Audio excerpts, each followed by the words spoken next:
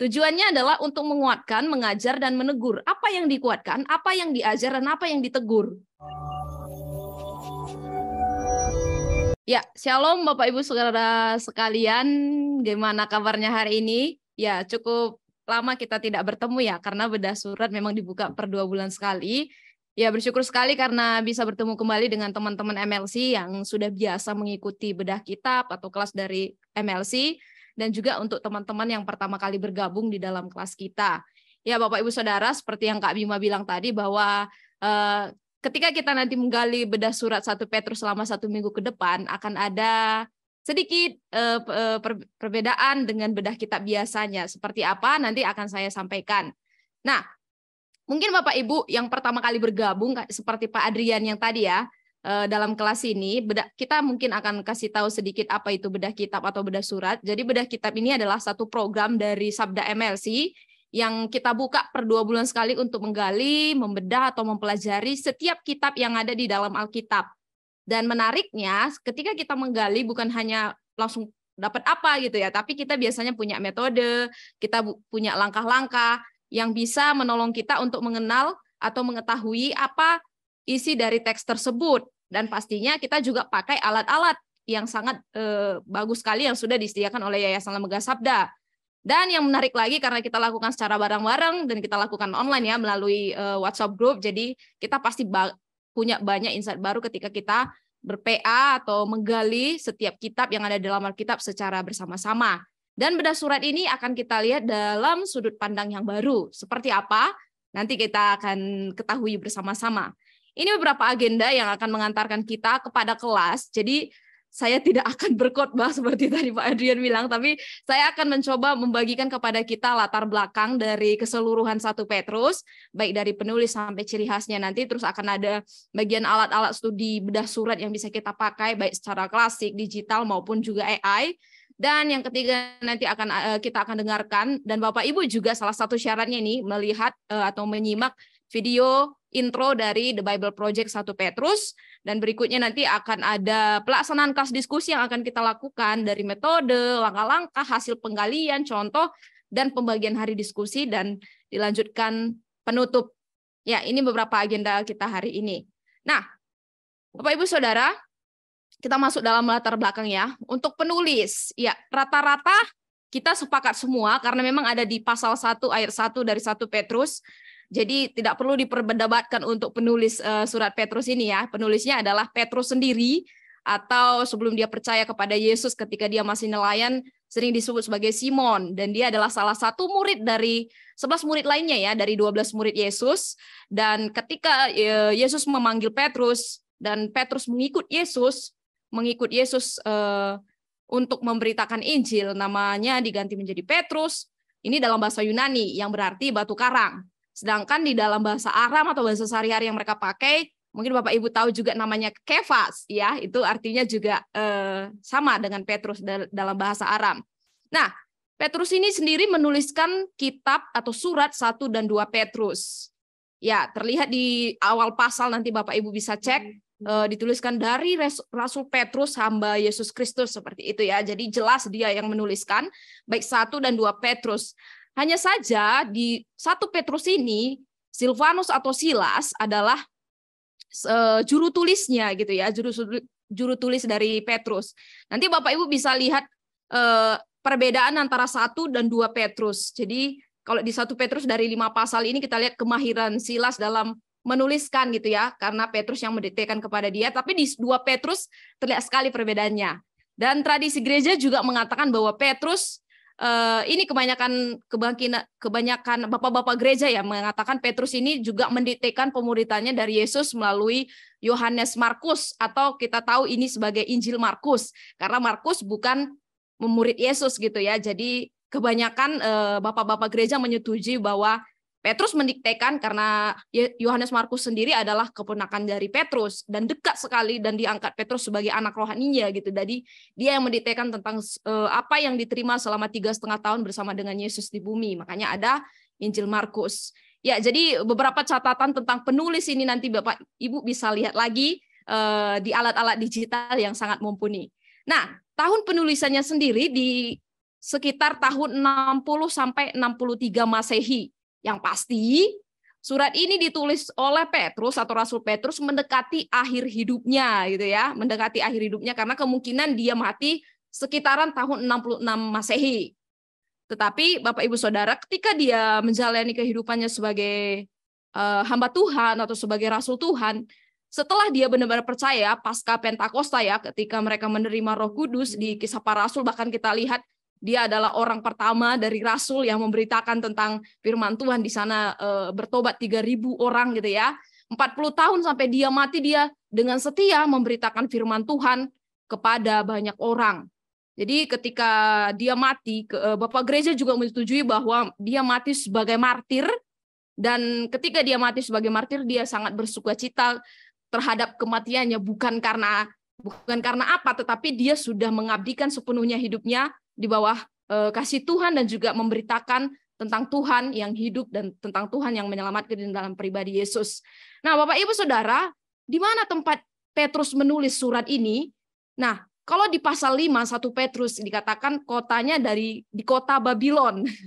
Apakah ini benar literal Babylon? Nanti Bapak Ibu bisa selidiki lagi, tapi kebanyakan juga setuju bahwa Babylon ini hanya semacam metafora atau kiasan yang dipakai Petrus untuk menunjukkan tempat penulisannya. Yang kita tahu sama-sama adalah kota Roma, karena Roma adalah tempat terakhir di mana Petrus hidup dan dia dihukum mati juga di sana ya. Dikatakan dia dihukum mati secara salibnya terbalik gitu ya. Karena dia merasa tidak layak disalibkan dengan cara seperti Yesus yang dilakukan Yesus di atas kayu salib gitu. Nah, ini untuk tahun penulisannya. Jadi dari dua bagian ini kita belajar bahwa ketika Petrus penuhnya mengabdikan dirinya kepada Tuhan Yesus, ketika dia menuliskan suratnya kepada jemaat yang ada saat itu, dia sudah mengalami dan dia sudah mengerti apa itu penderitaan, apa itu penganiayaan. Bahkan bukan hanya Yesus, bukan hanya Paulus dan rasul-rasul lain, Petrus sendiri juga mengalami penyiksaan, diancam, dipukul, dihukum, dan mati di penjara karena memberitakan firman Tuhan, memberitakan tentang Injil. Nah, tujuan penulisannya sendiri secara penerima, kalau di pasal 1 ayat 1 kita bisa lihat di sana Petrus menuliskan suratnya ini kepada orang-orang di 5 kota ya, yang sering kita lihat juga sebagai Asia Kecil gitu ya, kepada orang yang ada di Pontus, Galatia, Kapadokia, Asia Kecil dan juga Bitinia. Tujuannya apa? Tujuannya adalah untuk menguatkan, mengajar dan menegur. Apa yang dikuatkan, apa yang diajar dan apa yang ditegur. Berisi tentang bimbingan praktis bagaimana orang-orang yang ada di Pontus sampai Asia Kecil dan Bitinia ini, mereka bisa mengerti tentang hal-hal yang harus mereka responi ketika mereka mengalami penderitaan. Makanya nanti kalau Bapak Ibu lihat ketika kita nanti menggali selama 5 hari ke depan, itu akan ada semacam pemberitahuan dari Petrus terkait penderitaan yang mungkin dialami, tapi apa respon yang harus kita lakukan. Jadi ini semacam penghiburan ya, kekuatan dari seorang rasul yang sudah mengalami penderitaan dan juga penguatan yang diberikan kepada anak-anak atau orang-orang percaya yang mengalami penderitaan di tanah asing ya, karena Petrus juga memakai kata kita ini pendatang di sini, kita ini hanya orang asing di sini ya. Tapi bagaimana respon kita ketika kita mengalami aniaya yang diperhadapkan karena Injil Tuhan. Nah, sedangkan ciri khas dari 1 Petrus ini ada beberapa bagian.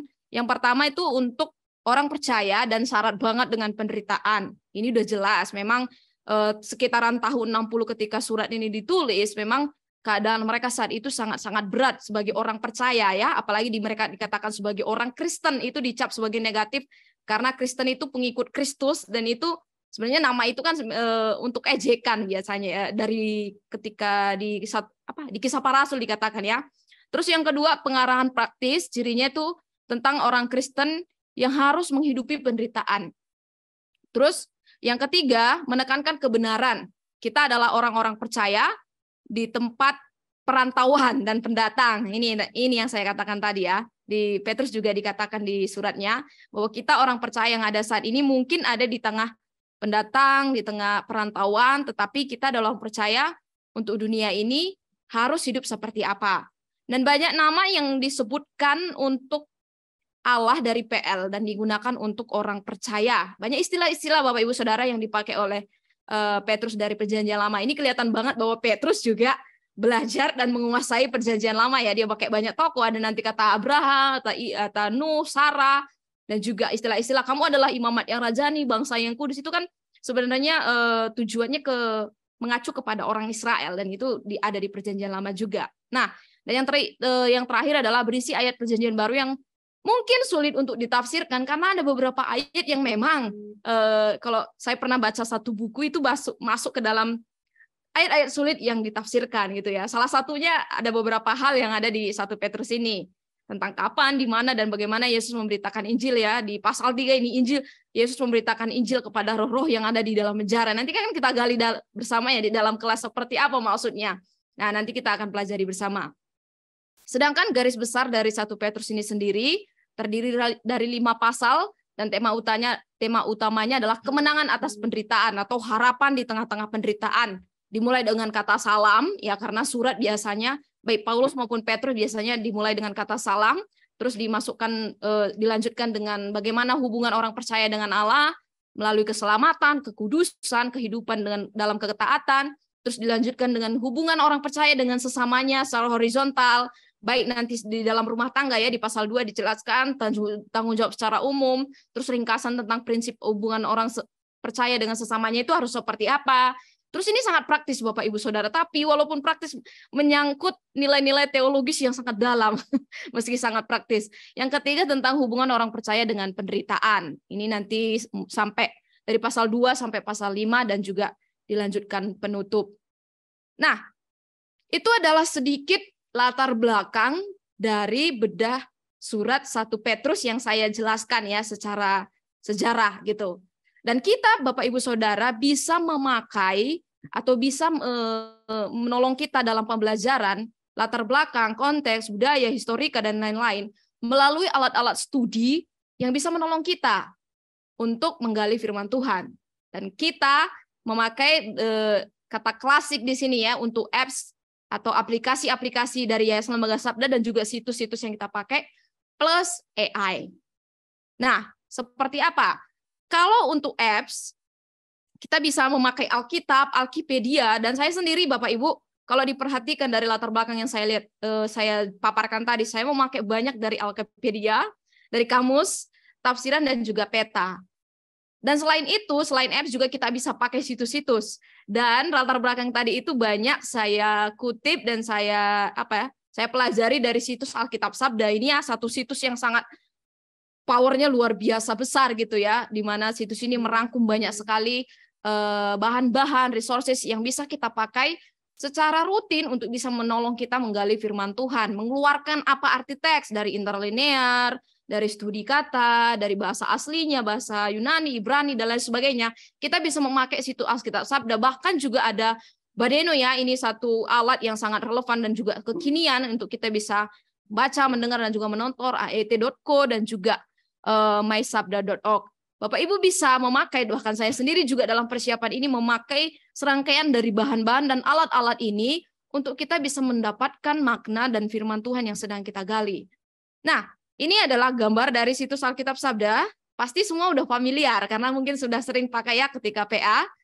Dan ini adalah Alkipedia. Ya, ini satu apps yang sangat bagus sekali kalau Bapak Ibu ingin belajar tentang per pasal dari 1 Petrus, silakan buka nanti aplikasi atau unduh 1 Petrus ini, nanti akan memuat fakta-fakta menarik mulai dari penulis, tema waktu, latar belakangnya, garis besarnya itu seperti apa, terus tujuan Petrus menulisnya seperti apa, tema-tema kunci apa saja sih di dalam 1 Petrus, bahkan untuk setiap pasal juga ada surveinya itu bagaimana, ciri khas sampai penjelasan singkat. Nah, ini untuk masing-masing pasal. Nanti Bapak Ibu bisa selidiki, dan kalau masing-masing pasal itu lebih runtut lagi Bapak Ibu, karena akan diberitahu siapa tokohnya, apa kesimpulan dari satu pasal itu juga akan termuat semua di sana.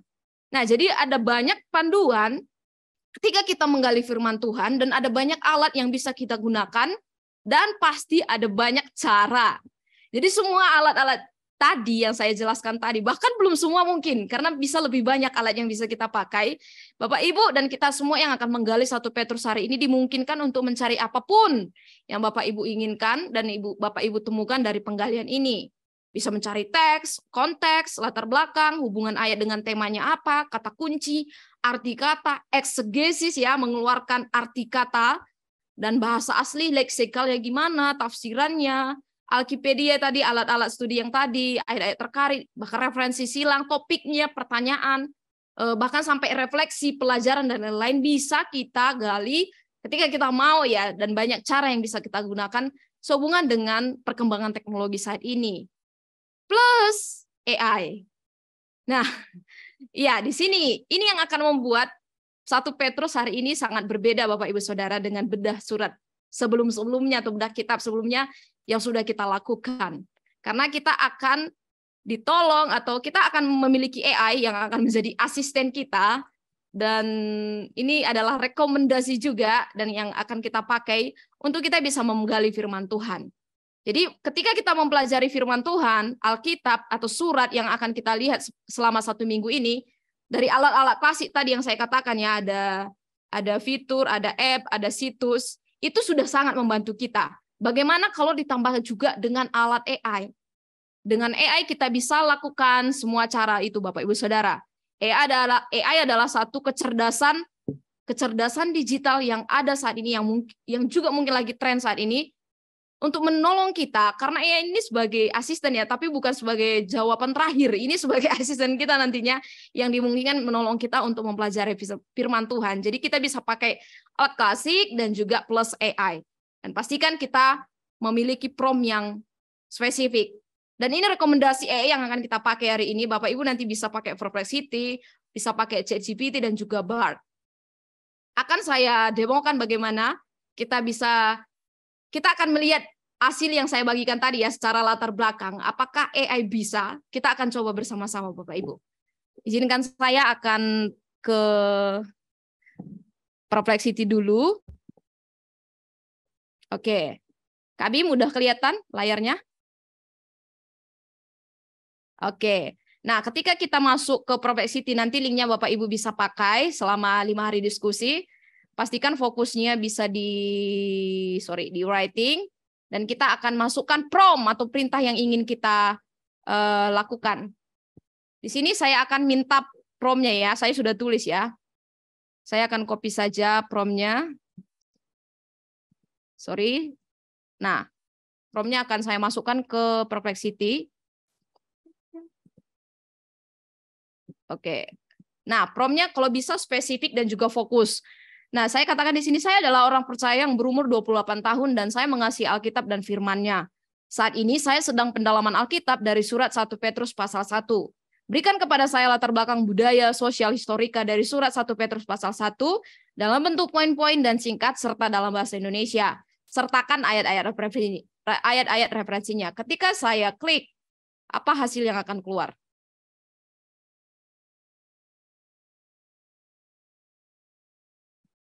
Ya, dari sini kita lihat ya, ini adalah hasil dari Perplexity. Ya, saya akan memberikan latar belakang budaya, sosial, dan historis dari surat 1 Petrus. Di sini tadi ya, penulisnya adalah 1 Petrus, jelas. Saya tadi sampaikan tujuannya adalah memberikan penghiburan dan dorongan kepada jemaat yang ada di Asia Kecil yang sedang mengalami penganiayaan. Terus dilanjutkan juga waktu dan tempat penulisannya. Surat ini ditulis tahun 60 sampai 64 Masehi ketika Petrus berada di Roma ya. Kalau di 1 Petrus sebagai kiasan disebut di Babylon. Dan konteks budaya dan sosial, jemaat yang ada di Asia Kecil saat itu hidup dalam masyarakat yang didominasi oleh kebudayaan Yunani dan juga Romawi. Dan mereka mengalami penganiayaan dan pemerintahan. Secara historis, surat ini ditulis pada masa pemerintahan Kaisar Nero yang dikenal sebagai penguasa yang lebih kejam terhadap orang Kristen. Nah, ini tadi belum saya sebutkan ya tentang pemerintahan. Dan di sini dijelaskan konteks historis saat itu adalah di bawah pemerintahan, dan memang benar Kaisar Nero saat itu memang pemerintahannya setelah kaisar yang sebelumnya turun gitu, naik Kaisar Nero, dan ini sangat kejam ketika mereka mendapatkan pertentangan orang Kristen saat itu. Dan ayat referensi juga diberikan, ini adalah beberapa ayat referensi dari 1 Petrus 1 ayat 2, 1 Petrus 1 ayat 6, dan ayat 7. Nah, saya akan lanjutkan karena kita sudah dapat sedikit hasilnya ya. Kita akan lihat ada prompt lagi. Garis besar Petrus, 1 Petrus pasal 1. Apakah kita bisa mendapatkan hasil ketika kita meminta garis besar dari Petrus 1 ayat 1? Nah, ternyata diberikan secara runtut dan juga kronologis ya, dari ayat 1 sampai ayat 2, ayat 3 sampai ayat 12 tentang keselamatan. Baru di ayat 13 sampai 16 memang berbicara di sana tentang kekudusan ya, ketika Petrus memanggil jemaat untuk sepenuhnya kudus, maka kata kudus juga diulang berkali-kali. Terus mereka sudah ditebus dengan cara Kristus ya, dikatakan sudah ditebus dengan kehidupan yang sia-sia gitu ya, dengan darah yang begitu berharga gitu ya. Dan yang terakhir ditutup dengan kasih karunia dan iman. Kalau Bapak Ibu cek di 1 Petrus 1, mungkin bisa buka Alkitabnya. Ini jawabannya sama. Ini jawabannya sama. Dan masih banyak lagi yang bisa nanti kita lakukan ketika kita memberikan prompt kepada AI untuk menolong kita menggali 1 Petrus. Ya, kiranya ini enggak semua saya beritahu ya, tapi kiranya menolong kita untuk paling tidak tahu, nanti akan kita praktekkan sama-sama di dalam kelas diskusi kita. Oke. Saya lanjutkan Bapak Ibu Saudara. Ya, jadi kita sudah melihat tadi sedikit prompt dari apa yang bisa kita lakukan ketika kita menggali 1 Petrus. Dan untuk 1 Petrus ini, bedah surat 1 Petrus, kita bersama akan mempelajari dengan cara klasik, dengan alat-alat studi yang sangat baik, dari alat-alat studi digital, klasik digital, dan juga dengan AI. Seperti apa itu ya? Sekali lagi saya ingatkan, panduan PA dan alat sangat banyak, baik klasik digital plus AI. Kita akan lakukan untuk itu. Ya, Bapak Ibu Saudara, jadi dari sedikit contoh prompt yang sudah saya bagikan, kita tahu bahwa banyak hal yang terjadi yang dialami Petrus ya, dan ketika dia memberikan nasihatnya kepada jemaat yang ada di Asia kecil saat itu, ada banyak penganiayaan dan penderitaan yang mereka alami. Dan kurang lebih seperti itu untuk latar belakangnya. Tetapi ini akan menolong kita untuk lebih kuat ya, untuk lebih teguh lagi melalui video intro dari 1 Petrus, The Bible Project. Surat Petrus yang pertama. Namanya Simon atau Simon saat dia pertama kali menjadi pengikut Yesus. Dan dia adalah bagian dari lingkaran dalam dari ke-12 murid tersebut. Ketika dia membuat pengakuannya bahwa Yesus adalah Mesias, Yesus mengubah namanya menjadi Kefas, yang merupakan bahasa Aram untuk batu karang, yang kemudian diterjemahkan ke dalam bahasa Yunani menjadi Petros atau Petrus. Yesus berjanji bahwa dia akan menjadi pemimpin di antara para rasul untuk membimbing komunitas mesianik di Yerusalem melalui tahun-tahun awal, dan itulah yang terjadi. Ingat pasal-pasal awal dari kitab Kisah Para Rasul. Namun akhirnya, Petrus dipanggil untuk membawa kabar baik tentang Yesus di luar perbatasan Israel. Dan surat ini ditulis puluhan tahun setelah misi itu dimulai di dunia Romawi yang lebih luas. Kita temukan pada kesimpulan dari surat ini bahwa Petrus ada di Roma yang dia sebut Babel. Dan kita dapati bahwa Petrus menugaskan Silwanus yang adalah rekan kerjanya untuk menulis surat ini. Ini adalah surat edaran yang dikirim ke beberapa komunitas gereja di provinsi Romawi, yaitu Asia Kecil yang sekarang adalah Turki. Dan Petrus mengetahui bahwa kebanyakan orang Kristen non-Yahudi ini dianiaya. Mereka menghadapi permusuhan dan pelecehan dari tetangga Yunani dan Romawi mereka. Sehingga Petrus menulis surat ini untuk menguatkan mereka di tengah penderitaan mereka. Dan ini membantu menjelaskan pola surat ini dan tema utamanya. Surat ini dibuka dengan salam dan kemudian berlanjut dengan sebuah lagu pujian puitis kepada Tuhan yang memperkenalkan tema-tema kunci yang digali dalam kerangka utama surat tersebut, di mana Petrus pertama kali menegaskan identitas keluarga baru yang terdiri dari orang-orang Kristen yang teraniaya ini, yang akan membantu mereka melihat penderitaan sebagai cara untuk bersaksi tentang Yesus.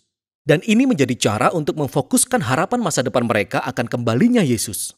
Mari selami dan kita akan melihat bagaimana semua bagian-bagian kecil ini bekerja sama.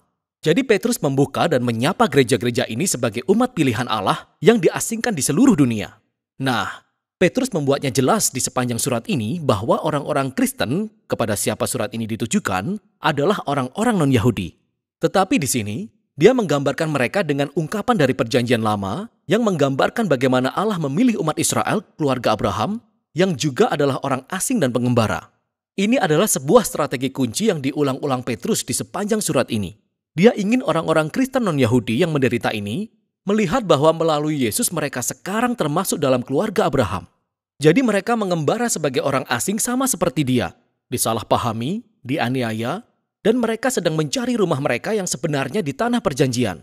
Petrus melanjutkan pokok bahasan ini di lagu pembuka. Dia memuji Allah karena membuat orang terlahir kembali kepada suatu hidup yang penuh pengharapan melalui kebangkitan Yesus di dalam kuasa Roh. Tuhan mengundang semua orang ke dalam sebuah keluarga baru yang berpusat di sekitar Yesus. Sebuah keluarga yang memiliki identitas baru sebagai anak-anak yang dikasihi dan yang memiliki harapan baru akan sebuah dunia yang dilahirkan kembali oleh kasih Allah saat Yesus kembali sebagai Raja. Dan bagi orang-orang yang memiliki harapan ini, penderitaan dan penganiayaan sebenarnya adalah sebuah hadiah yang aneh.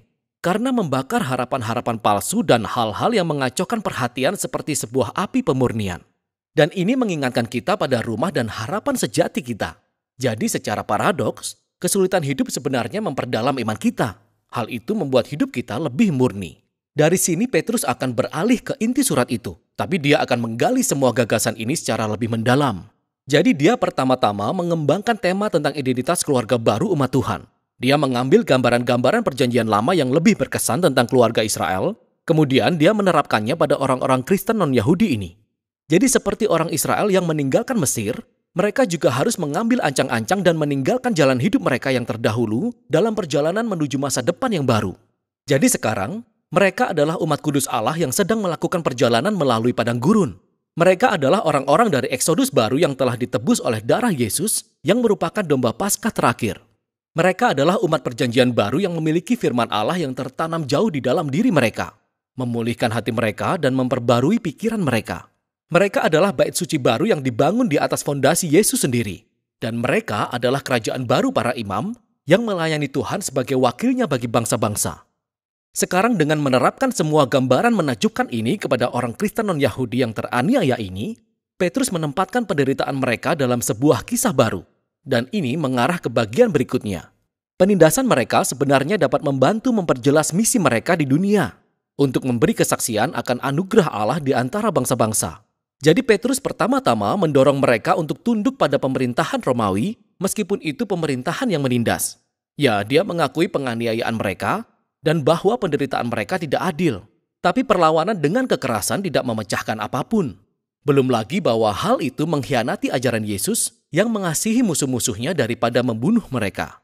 Petrus kemudian secara khusus menyoroti situasi yang sangat sulit yang dihadapi oleh para budak dan istri Kristen saat mereka tinggal di rumah orang Romawi, di mana si kepala keluarga tidak mengikuti Yesus. Masalahnya adalah bahwa semua orang di rumah itu diharapkan akan tunduk dan menyembah Tuhannya si kepala keluarga.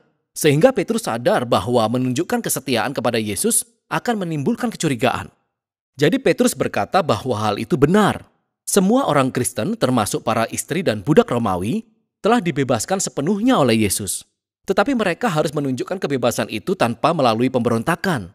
Tetapi dengan melawan kejahatan seperti yang Yesus lakukan, yaitu dengan menunjukkan kasih dan kemurahan hati kepada musuh-musuh kita.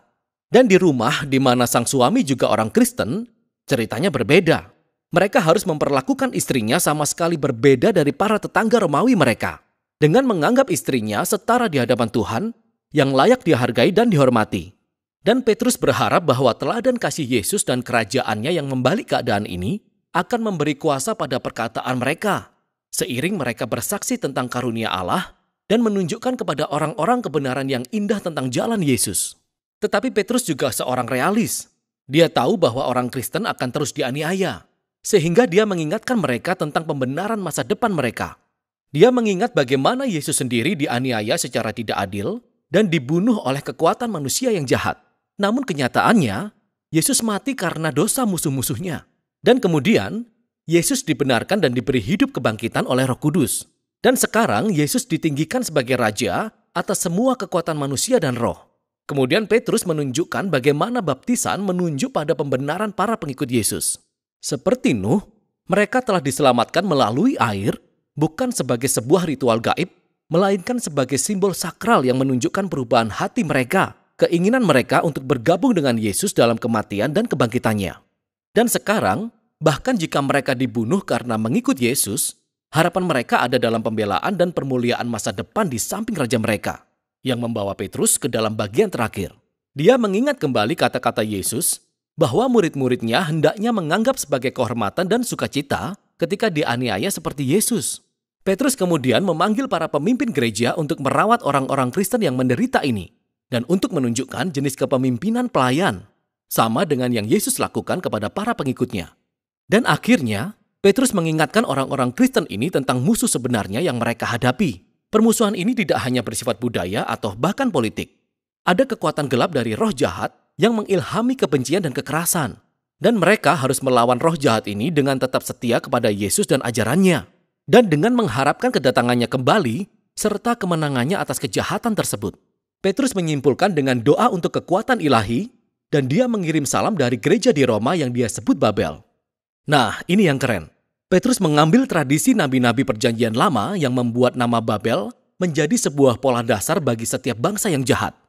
Jadi Roma telah menjadi Babel yang baru, dan kekaisarannya adalah tempat di mana umat Allah sekarang diasingkan dari rumah mereka yang sesungguhnya dalam penciptaan yang diperbarui.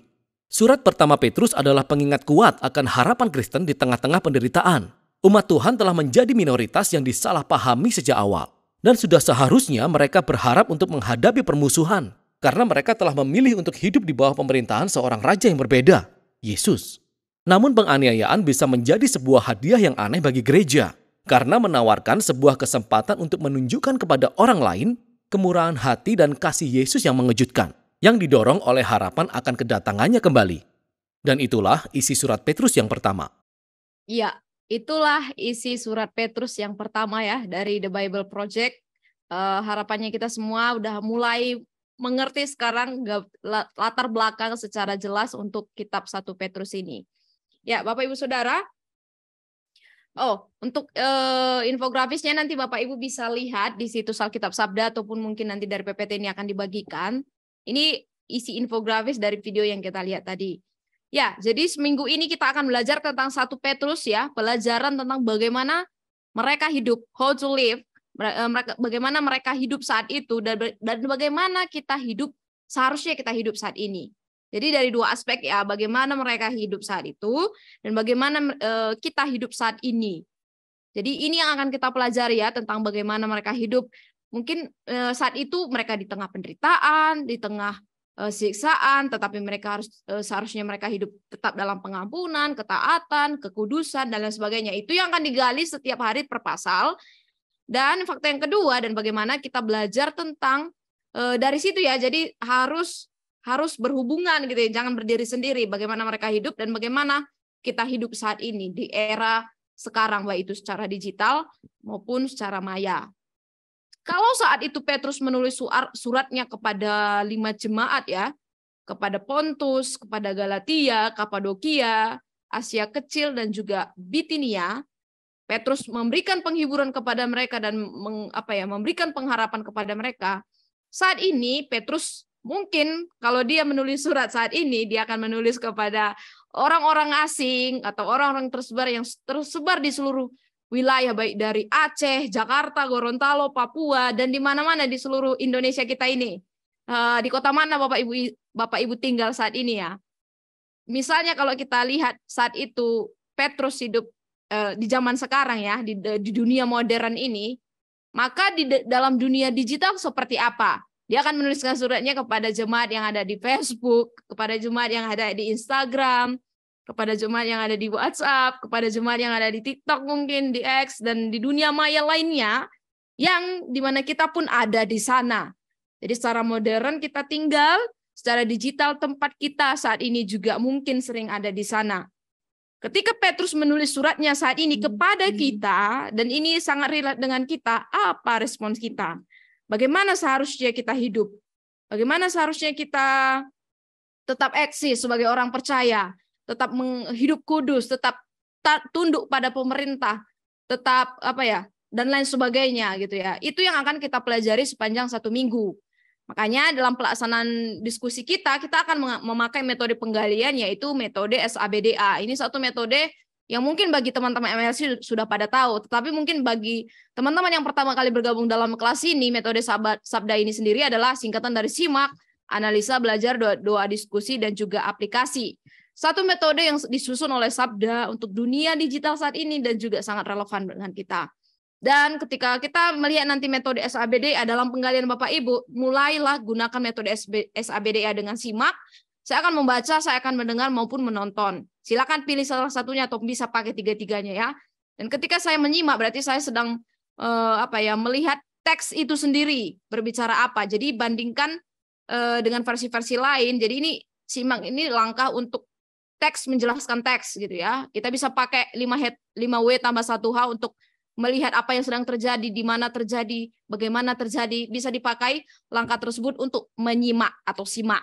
Sedangkan langkah analisa untuk kita meneliti lebih dalam, menganalisa lebih dalam dengan melihat latar belakang, dengan melihat kata-kata frasa penting, kata-kata sulit yang sering diulang-ulang.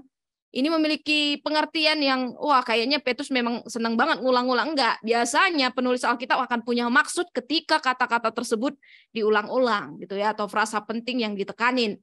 Kita bisa pakai alat-alat untuk bagian analisa ini, seperti yang tadi di awal saya katakan alat-alat digital klasik, itu ada kamus, Alkipedia, peta, dan juga tafsiran yang bisa menolong kita. Plus juga nanti AI. Dan ketika belajar, setelah hasil simak analisa kita dapatkan, kita pelajari hal tersebut di dalam ketundukan kepada Roh Kudus ya, bukan berdasarkan pengertian kita sendiri, tapi benar-benar apa yang Roh Kudus mau saya pelajari dari apa yang saya gali ini. Dan Bapak Ibu bisa simpulkan pelajarannya yang didapat dengan cara juga membagikannya atau mendiskusikannya di dalam kelompok kita, di dalam kelompok diskusi kita. Dan terakhir adalah aplikasi. Ini satu tindakan nyata dan ini adalah tujuan akhir kita gitu ya, karena setelah simak sampai diskusi, kalau kita tidak aplikasikan, hanya mentok di pengetahuan gitu ya. Jadi kita harus aplikasikan, meresponi apa yang kita sudah dapatkan dalam keadaan kita, mungkin gereja kita atau kehidupan pribadi kita. Nah, ini tadi saya katakan metode SABDA plus AI. Dengan cara seperti saya contohkan tadi, nanti Bapak Ibu bisa kita belajar sama-sama. Kalau mungkin baru mendengar kata ini juga nggak apa-apa, nanti akan ditolong juga oleh teman-teman di dalam kelas diskusi. Ini langkah-langkah kita untuk mendiskusikan sepanjang 1 minggu ini. Yang pasti pertama sebelum kita menggali, kita perlu berdoa dulu. Kita meminta pimpinan Roh Kudus. Kalau di dalam metode SABDA sering kita sebut ini sebagai langkah 0. Setelah itu baru kita baca dengan nonton. Hanya 1 pasal setiap hari karena kita 5 hari diskusi. Dan 1 Petrus ada 5 pasal, jadi kita akan menggali 1 pasal setiap hari. Dan lakukan penggalian berdasarkan metode yang Bapak Ibu tadi pelajari gitu ya, SABDA, dan temukan fakta-fakta dari hasil metode yang sudah Bapak Ibu gali. Fakta-faktanya adalah 2 bagian ini ya, bisa dari ayat atau perikop atau pasal, jangan lupa dicantumin nanti. How to live, balik lagi, bagaimana mereka hidup saat itu, di tengah penderitaan, bagaimana saat itu mereka hidup di tengah pemerintah yang kejam, bagaimana mereka hidup saat itu untuk mengasihi sesama, untuk mengampuni, apalagi untuk hidup di dalam ketundukan kepada pemerintah dan lain sebagainya, dan bagaimana seharusnya kita hidup saat ini. Jadi 2 fakta utama yang akan kita gali dalam 1 Petrus adalah 2 bagian ini. Dan yang terakhir adalah aplikasi ya, jangan lupa untuk aplikasi, dan juga kalau Bapak Ibu memiliki referensi penggalian ketika melakukan proses membedah ini, silakan cantumkan referensinya, dan juga mungkin alat AI atau alat digital lainnya yang dipakai, silakan dicantumkan. Jadi ini adalah langkah-langkah kita untuk membedah, dan ini adalah formatnya untuk hasilnya. Ini nanti akan dikirimkan di kelas, masing-masing kelas Bapak Ibu akan mendapatkan ini, dan ini akan dipakai untuk setiap hari. Jadi format penggalian Bapak Ibu harus seperti ini gitu ya. Mulai dari pasal 1, oke, saya akan menggali fakta tentang ayat ini. Kalau pengen melihat perikop bisa, melihat pasal bisa, atau ayatnya juga bisa. Dan ketika saya menggali bagaimana mereka hidup saat itu, dijabarkan, bagaimana seharusnya saya hidup saat ini, dan pelajaran, jangan lupa pelajarannya, saya jabarkan, dan Bapak Ibu bisa share hasil prom AI-nya. Share hasil prom AI ini bisa Bapak Ibu nanti lakukan, bisa di screenshot untuk bagikan ke teman-teman lain, atau mungkin nanti linknya juga bisa dibagikan. Dan jangan lupa aplikasi. Biasanya kita aplikasinya, karena tindakan nyata dari saya akan titik. Jadi jangan lupa ketika membagikan aplikasinya, saya akan bla bla bla, dan sumber referensi. Ini contoh hasil penggalian saya Bapak Ibu Saudara yang saya lakukan. Saya ambil dari 1 Petrus 1 ayat 6. Ini dari versi AYT, dikatakan dalam hal inilah kamu sangat bersukacita sekalipun kamu sementara waktu, jika diperlukan kamu harus menderita dalam berbagai macam pencobaan. Ini dari 1 Petrus 1 ayat 6.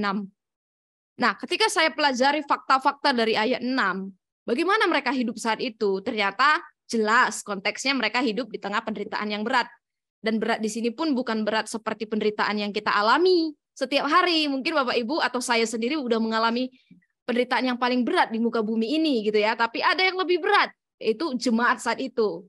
Mungkin kita nggak ngalami penderitaan fisik yang mereka harus alami gitu, tapi mereka mengalami penderitaan penganiayaan secara agama, mereka dialami penyiksaan, bahkan tidak jarang dari mereka diadu dengan binatang ya di arena gladiator, karena kan saat itu salah satu untuk menyenangkan hati kaisar kan mereka harus diadu dengan binatang, dan tidak jarang orang Kristen pun mengalami penderitaan itu, bahkan mereka diusir dari tanah mereka. Makanya banyak juga yang pergi ke tempat-tempat lain. Makanya bukan cuma satu kota ya, 5 kota, karena mereka tersebar di beberapa wilayah gitu ya. Mereka diusir, harta mereka diambil dan lain sebagainya.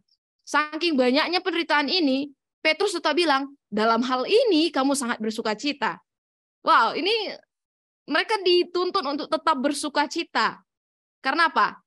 Karena meskipun hidup saat ini di dunia yang mungkin versi sukacitanya beda banget dengan versi dunia ya. Karena versi dunia mungkin sukacita kita tergantung mood, tergantung keadaan kita. Kalau lagi menderita, mana mungkin kita bersukacita gitu. Tapi mereka bersukacita, kalau dilihat konteks sebelumnya atau ayat 5, ayat 4 dikatakan, karena Yesus sudah memberikan keselamatan melalui kematian dan kebangkitannya. Nah, jadi sukacita yang dari Yesus itulah yang akan menolong kita untuk tetap kuat, menolong saya untuk tetap kuat dalam penderitaan, atau mungkin dalam ujian iman yang sedang dialami, meski mereka mengalami penderitaan yang berat. Itu fakta mereka saat itu mereka hidup.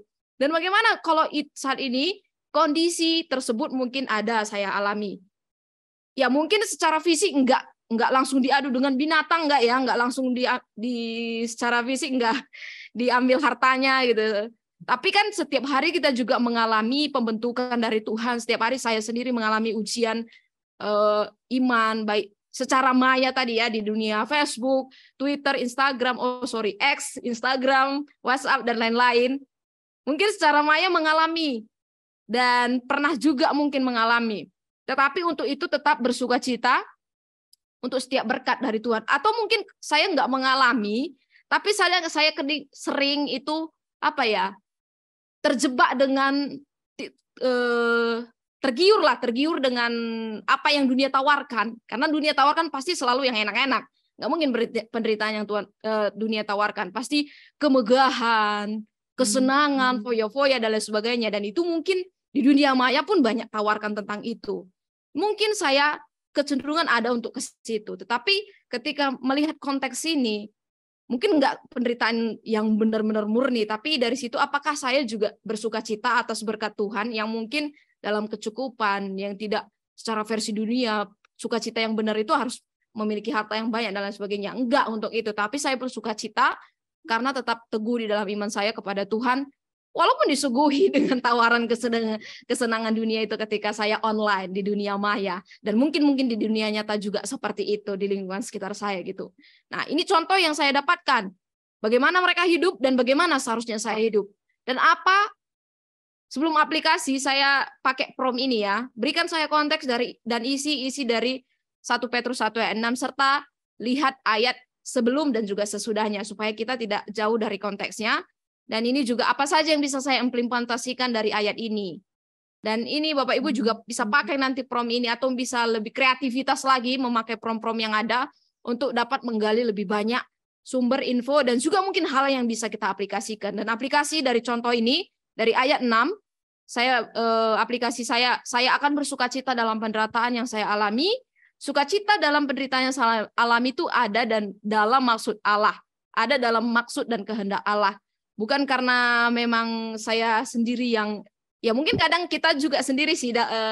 Petrus juga beberapa kali bilang, kamu penderita karena kamu mungkin mengalami penderitaan karena kebodohanmu sendiri. Bisa jadi iya gitu. Untuk itulah kita harus bertobat dan tetap bersukacita untuk setiap pengalaman-pengalaman yang Tuhan izinkan terjadi dalam kehidupan saya. Nah, ini sumber referensi yang saya pakai dari Alkitab Sabda dan juga AI-nya Perplexity. Nanti bisa dikembangkan juga mungkin dengan Bard dan juga ChatGPT.